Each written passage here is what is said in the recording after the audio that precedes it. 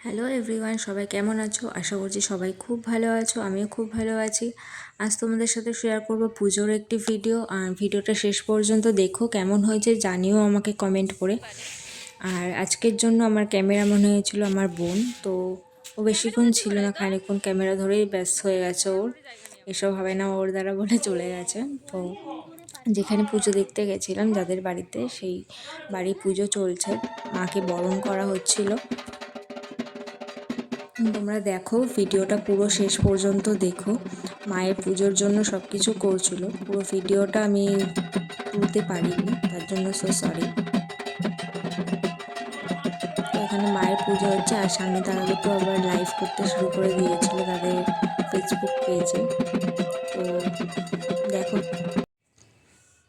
পুজো ওইটুকুনি দেখে আমরা চলে গেছিলাম ডন্ডি কাটা দেখতে। বাড়ির দাদা আর বৌদি ডন্ডি কেটেছে, তো সেখানে চলে গেছিলাম দেখতে। আমি এই নিয়ে দুবার দেখলাম, আগে একবার দেখেছিলাম আর সেকেন্ড টাইম দেখলাম। খুব ভালো লাগছিল পুজো আমার দেখতে।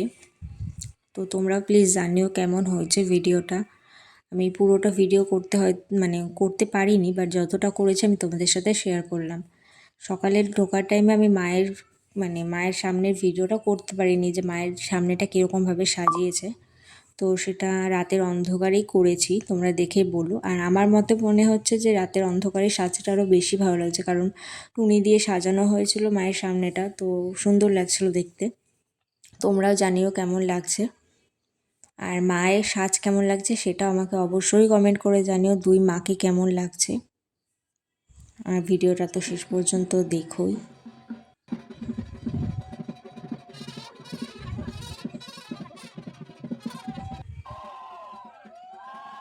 ডন্ডি কাটার পরে ভোগ দেওয়া হয়েছিল, ভোগের টাইমটাতে আমি ভিডিও করতে পারিনি।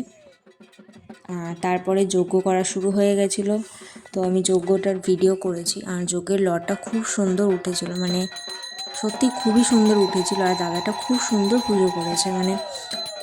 এই পুজোটা দেখলে যারা পুজো করে বা ভগবানের দিকে খুব শ্রদ্ধা আছে বা ভক্তি আছে, তাদের খুবই ভালো লাগে। দাদা প্রচুর সুন্দর করে খুব ভালো মতো পুজোটা করেছে। এখনও পুরোহিতদের মতো অত স্পিডে পুজো করেনি, খুব সুন্দর করেছিল পুজো। আর যজ্ঞের যে লটাও খুব সুন্দর উঠেছিল। তো তোমরা একটুখানি কমেন্টে জানিও কেমন হয়েছে ভিডিওটা। আর দুই মাকে কেমন লাগছে সেটা তো জানিওই। ভিডিওটা এই পর্যন্ত। আমি ভোগের টাইমটাতে ভিডিও করার কথা ভুলে গেছিলাম, কারণ রাত হয়ে গেছিলো। তো মাকে কেমন লাগছে একটুখানি জানিও। ব্যাস, থ্যাংক ইউ।